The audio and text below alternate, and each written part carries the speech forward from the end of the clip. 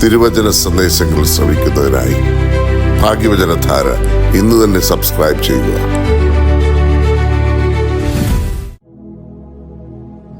ത്രിയേക ദൈവത്തിന് സ്തുതി. ഭാഗ്യവചനധാരയിലേക്ക് ഏവർക്കും സ്വാഗതം.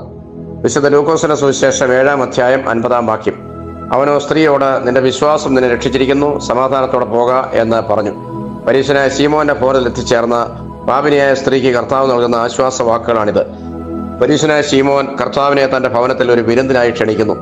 തന്റെ സുഹൃത്തുക്കളായ ഏതാനും ചില പരീശന്മാരെയും അവൻ ആ വിരുന്നിലേക്ക് ക്ഷണിച്ചിട്ടുണ്ട്.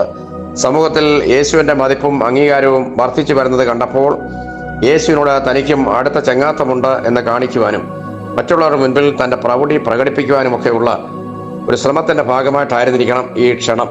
നിക്കോദീമോസിനെ പോലെ അനേക പരീശന്മാർ ഒളിഞ്ഞും തെളിഞ്ഞും യേശുവിനെ അംഗീകരിക്കുകയും യേശുവിന്റെ ശിഷ്യത്വത്തെ ആഗ്രഹിക്കുകയും ചെയ്യുന്നവരായി ആ കാലത്ത് ഉണ്ടായിരുന്നു എന്ന് വേണം മനസ്സിലാക്കുവാൻ. കർത്താവ് ആ വീട്ടിലെത്തി എന്നറിഞ്ഞുകൊണ്ട് പട്ടണത്തിലെ പാപിനിയായ ഒരു സ്ത്രീ ഒരു വെങ്കൽ ഭരണി നിറയെ പരിമള തൈലവുമായി എത്തി കർത്താവിന്റെ പിറകിൽ കാൽക്കൽ കരഞ്ഞുകൊണ്ട് നിന്നു. സാവധാനം അവളുടെ കണ്ണുനീർ കർത്താവിന്റെ കാൽക്കലേക്ക് വീഴുന്നു, നനയുന്നു. അവൾ തൻ തലമുടി കൊണ്ട് കാൽ തുടച്ച് അതിനുശേഷം കർത്താവിന്റെ കാലിൽ ചുംബിച്ച് തൈലം പൂശുന്നു. ഇതിന് സമാനമായൊരു തൈലം പൂശൽ സംഭവം വിശുദ്ധ മത്തായിയുടെ സുവിശേഷം 26-ാം അധ്യായത്തിലും മർക്കോസിന്റെ സുവിശേഷം 14-ാം അധ്യായത്തിലും വിശുദ്ധ യോഹന്നാന്റെ സുവിശേഷം 12-ാം അധ്യായത്തിലും നാം കാണുന്നുണ്ട്. അത് കുഷ്ഠരോഗിയായ ശീമോന്റെ ഭവനത്തിൽ വെച്ചാണ് നടന്നിട്ടുള്ളത്. ഈ കുഷ്ഠരോഗി കർത്താവ് സൗഖ്യപ്പെടുത്തിയ വ്യക്തിയാണെന്നും അവന്റെ സൗഖ്യത്തിന് ശേഷം അവൻ കർത്താവിന്റെ സന്തത സഹചാരിയും ആദിമ ക്രൈസ്തവ സമൂഹത്തിലെ പ്രധാന വ്യക്തിയായും ഒക്കെ മാറിയതായി വേണം കരുതുവാൻ. അവന്റെ ഭവനം ബഥാന്യയിലായിരുന്നുവെന്നും കർത്താവ് ഉയർപ്പിച്ച ലാസറിന്റെ സഹോദരി മാർത്തയുടെ ഭർത്താവായിരുന്നു എന്നും വേദപണ്ഡിതന്മാർ അഭിപ്രായപ്പെടുന്നു. ഇത് രണ്ടും സമാന സ്വഭാവമുള്ളതാണെങ്കിലും വ്യത്യസ്ത സംഭവങ്ങളാണ്.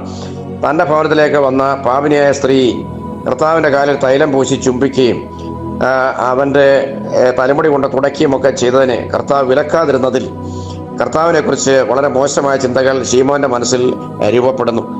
ഇവൻ പ്രവാചകനല്ല, ദൈവപുരുഷനുമല്ല എന്ന് അയാൾ ചിന്തിക്കുവാൻ തുടങ്ങി. അയാളുടെ ഹൃദയവിചാരങ്ങൾ മനസ്സിലാക്കിയ കർത്താവ് ശീമോനോട് ചോദിച്ചു, ശീമോനെ, 500 വെള്ളിക്കാശും 50 വെള്ളിക്കാശും കടം വാങ്ങിയ 2 കടക്കാർക്ക് യജമാനൻ 2ഉം ഇളച്ചു കൊടുത്താൽ ആർക്കായിരിക്കും യജമാനോട് കൂടുതൽ സ്നേഹം? കൂടുതൽ ഇളച്ചു കിട്ടിയവൻ എന്ന ശീമോന്റെ മറുപടി കർത്താവ് ശരിവെച്ചു. വീണ്ടും കർത്താവ് ശീമോന്റെ ഉള്ളിലെ അഹംഭാവങ്ങൾ അവനെ മനസ്സിലാക്കത്തക്കവണ്ണം 3 ചോദ്യങ്ങൾ ചോദിക്കുകയാണ്. നീ എന്നെ നിന്റെ വീട്ടിലേക്ക് അതിഥിയായി ക്ഷണിച്ചില്ലേ? നീ എൻ്റെ കാലിന് വെള്ളം തന്നോ? നീ എന്നെ ചുംബിച്ചോ? നീ എൻ്റെ തലയിൽ തൈലം പൂശിയോ? ആതിഥ്യ മര്യാദയുടെ അടിസ്ഥാന പ്രമാണങ്ങൾ ആണ് ഇവ 3. എന്നാൽ ഇതൊന്നും നീ എനിക്ക് തരാതിരുന്നു. എന്നാൽ ഈ സ്ത്രീ ഞാൻ വന്നപ്പോൾ മുതൽ ഇതെല്ലാം എനിക്ക് തന്നുകൊണ്ടേയിരിക്കുന്നു. അവൾ അവളുടെ ഹൃദയത്തിലേക്കാണ് എന്നെ സ്വീകരിച്ചത്. നീ സമൂഹത്തിലെ മാന്യതയ്ക്ക് വേണ്ടി നിന്റെ ഭവനത്തിലേക്ക് മാത്രമാണ് എന്നെ സ്വീകരിച്ചത്. എന്നിട്ടാണ് അവളോട് പറയുന്നത്, സ്ത്രീയെ, നിന്റെ അനേക പാപങ്ങൾ മോചിച്ചിരിക്കുന്നു, നിന്റെ വിശ്വാസം നിന്നെ രക്ഷിച്ചിരിക്കുന്നു, സമാധാനത്തോടെ പോക എന്ന്. ഈ സംഭവത്തിലൂടെ കർത്താവ് വെളിപ്പെടുത്തുവാൻ ആഗ്രഹിക്കുന്ന 4 സന്ദേശങ്ങൾ ശ്രദ്ധേയമാണ്. 1, സമൂഹത്തിന്റെ അംഗീകാരത്തിനും പ്രശസ്തിക്കും വേണ്ടി സഭയെയും ദൈവത്തെയും ഉപയോഗിക്കരുത്. ഇന്ന് പല ആത്മീയ പ്രവർത്തകരും സാമൂഹിക അംഗീകാരത്തിന് വേണ്ടിയാണ് ആത്മീയ പ്രവർത്തനങ്ങളിൽ ഏർപ്പെടുന്നത്. മെത്രാപ്പൊലീത്തമാരുടെയും ഉന്നത സ്ഥാനീയരുടെയും ഒക്കെ ചെങ്ങാത്തം തങ്ങളുടെ സാമൂഹിക സ്വാധീനം വർദ്ധിപ്പിക്കുന്നതിനുള്ള ഉപാധിയായി പലരും കണക്കാക്കുന്നു. ജീവകാരുണ്യ പ്രവർത്തനങ്ങളും വലിയ സംഭാവനകളും നേർച്ചകളുമെല്ലാം പ്രകടന ഉപാധികളായി തീർന്നിരിക്കുന്നു. നേതാക്കന്മാരോട് ചേർന്ന് ഫ്ലെക്സിൽ വലിയ പണമടിച്ച് പ്രദർശിപ്പിക്കുവാൻ പലരും വെമ്പൽ കൊള്ളുന്നു. ഇതെല്ലാം ശീമോന്റെ സ്വഭാവത്തിന് സമാനമാണ്. കർത്താവിനെ വിരുന്നിനെ ക്ഷണിച്ച ശീമോനേക്കാൾ വിളിക്കാതെ ആ ഭവനത്തിൽ കടന്നു വന്ന പാപിനിയായ സ്ത്രീക്ക് രക്ഷയുടെയും സമാധാനത്തിന്റെയും അനുഗ്രഹം ലഭിക്കുകയാണ്. നാം പ്രത്യേകം മനസ്സിലാക്കണം. 2, അഹംഭാവത്തിന്റെ അമിതഭാവങ്ങൾ അപകടമാണ്. വീട്ടിലേക്ക് വരുന്ന അതിഥിയായ കർത്താവുമായി അടുത്ത ചങ്ങാത്തമുണ്ടെന്ന് മറ്റുള്ളവരെ കാണിക്കുവാനാകണം ആതിഥ്യ മര്യാദകളൊന്നും അവൻ പാലിക്കാതിരുന്നത്. കർത്താവ് അതിന് ആഗ്രഹമില്ലാത്തവനായിരുന്നുവെങ്കിലും അവൻ ചെയ്യേണ്ടത് ചെയ്യാതിരുന്നതിനെ കർത്താവ് വിമർശിക്കുകയും അവനെ അത് ഓർമ്മിപ്പിക്കുകയും ചെയ്യുന്നു. നമ്മിൽ അഹംഭാവത്തിന്റെ അമിതഭാവങ്ങൾ കടന്നു വരുമ്പോൾ വ്യക്തിബന്ധങ്ങളിൽ കാത്തു സൂക്ഷിക്കേണ്ട അടിസ്ഥാന തത്വങ്ങൾ പോലും വ്യതിചലിക്കുവാൻ ഇടയാകും. അത് ഉറ്റ സ്നേഹിതരിൽ പോലും അമർഷമുണ്ടാക്കുമെന്ന് നാം ഓർത്തിരിക്കണം.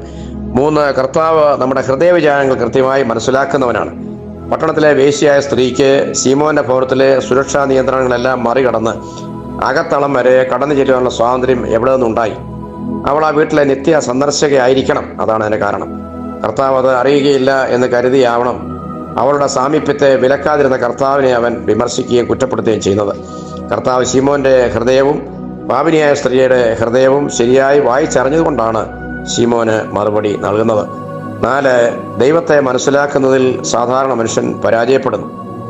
പാപിനിയായ സ്ത്രീ യേശുവിനെ പാപവിമോചകനായും രക്ഷകനായും മനസ്സിലാക്കി. എന്നാൽ ശീമോനാകട്ടെ തൻ്റെ സാമൂഹിക അംഗീകാരത്തിനുള്ള ഒരു സുഹൃത്തായി മാത്രം യേശുവിനെ കാണുന്നു. നമുക്ക് പലപ്പോഴും ദൈവത്തെ മനസ്സിലാക്കുന്നതിൽ വരുന്ന വീഴ്ചകൾ കൊണ്ടാണ് ആഗ്രഹിക്കുന്ന അനുഗ്രഹങ്ങൾ ലഭിക്കാതെ പോകുന്നത്. പാപിനിയായ സ്ത്രീയുടെ ഈ പാഠം ആത്മീയ രംഗത്ത് പ്രവർത്തിക്കുന്ന നമുക്ക് ഏവർക്കും ഒരു മാതൃകയാവട്ടെ എന്ന് പ്രാർത്ഥിക്കുന്നു. ദൈവം അനുഗ്രഹിക്കട്ടെ. നന്ദി, നമസ്കാരം.